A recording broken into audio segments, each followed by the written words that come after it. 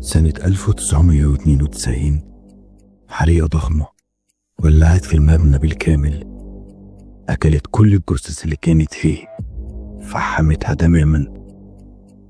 وفي نفس السنة حصل زلزال 92 الشهير واللي هز مصر كلها ووقع معظم مبنى المشرحة علشان يسيبها وتتخلد كواحدة من أكتر الأماكن اللي مليانة بالغموض والرعب والأسرار في مصر كلها. حلوان كانت منطقة معروفة أيام الملك فاروق، ولحد دلوقتي مليانة بآثار العصر، وده لأن الملك كان بيحب يجي هناك في أوقات كتير من السنة. ده غير إن فيها عين حلوان، واللي كانت عين مكونة من المياه الكبريتية، واللي الدكاترة وقتها كانوا بينصحوا بيها كعلاج طبيعي.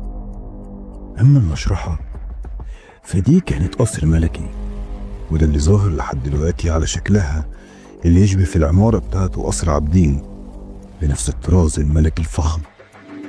لكن بعد ثورة 52 الدولة ادت القصر ده لمستشفى حلوان العام، عشان من هنا تبتدي حكاية مشرحة حلوان الغامضة المرعبة.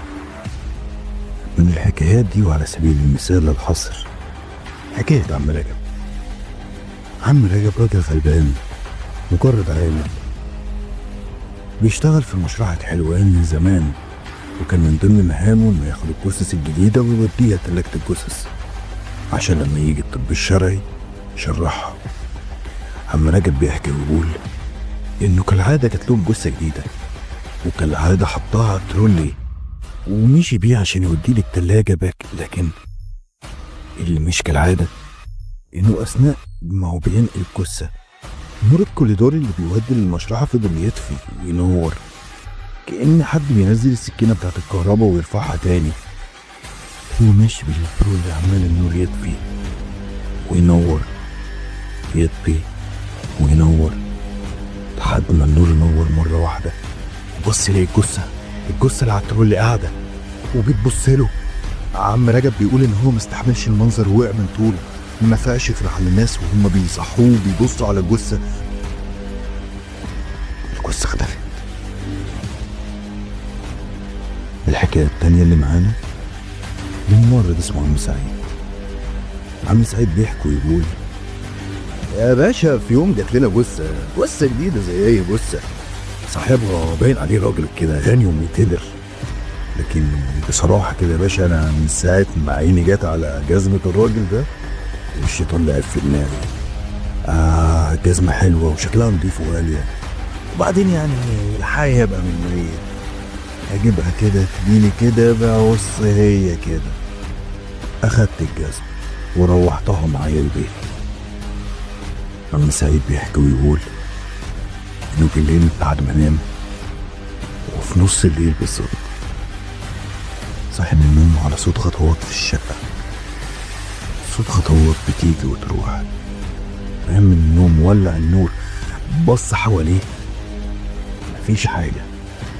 عينه جت على الجزمة اللي في مكانها، استعاذ بالله من الشيطان الرجيم وراح رجع ينام تاني، علشان أول ما يطفي النور وأول ما يغمض عينيه ترجع صوت الخطوات تاني.